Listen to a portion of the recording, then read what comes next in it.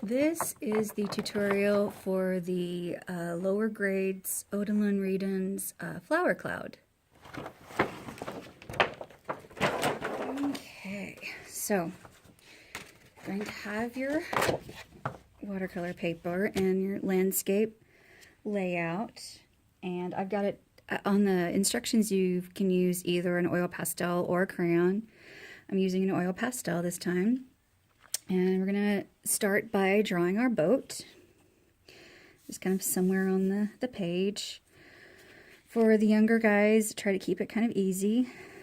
We're going to mostly have a rectangle with a pointed end. If you make one end a little bit smaller than the other end, it kind of helps give you a forced perspective, like this end's farther away. Next thing I'm going to do is draw the mast, which is going to be just a little skinny rectangle coming up from the top. Okay. Then I'm going to draw a line across the top and across the bottom. Those are going to be the top and bottom of my sail. Okay. And then I'm going to connect them with two curvy lines, like you're drawing parentheses. The only thing is make sure that your curves are going the same way, or it'll look kind of funny. Okay, and then just have the kids go ahead and color it in. They can color it in lightly, they can color it in dark, you know, either way. It does help to color it in because it'll make your boat stand out even more when we go on to the next part.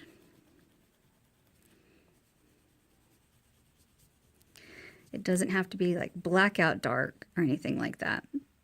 And I'm going to warn you in advance, oil pastels do smear, so if they're, or you, because I'm bad about it, if you're rubbing your hand across there, you're going to get it on your hand.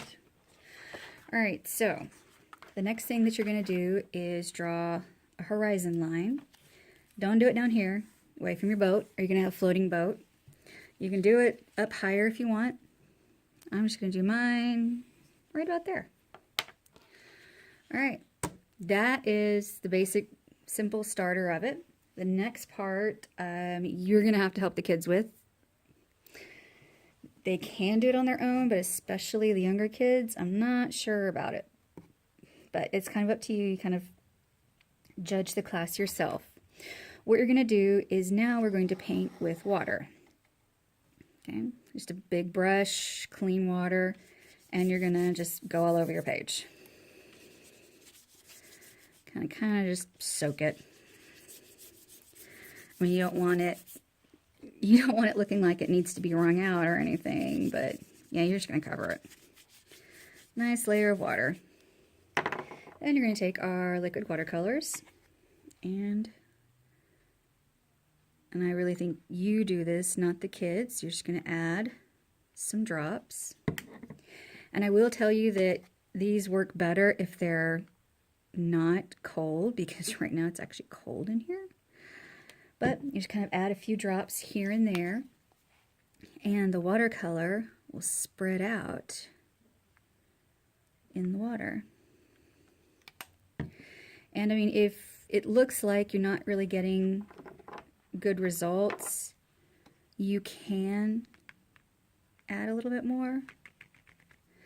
But give it a chance, because it will kind of run and spread, and especially if you want to take the extra time to kind of run it around a little bit. Let me see, I missed. There's a complete dry spot right there. They will run together and kind of spread, and you'll get more colors. This step, however, is not necessary. The longer that they have a chance to sit and spread, the cooler it's going to look. I think this is a really neat one.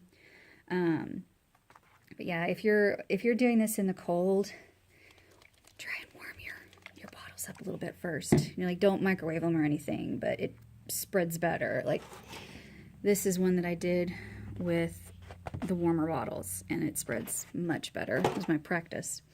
I came out here and it was cold. But this is going to look really neat. You can let them have, you know, 3 or so colors. If you got a lot of time and the kids are being good, you could even do 4, but I probably wouldn't. Just keep it kind of down and minimum, and it'll look really neat. And you got your boat standing out, and this is kind of a cool one. A little bit messy, but lots of fun.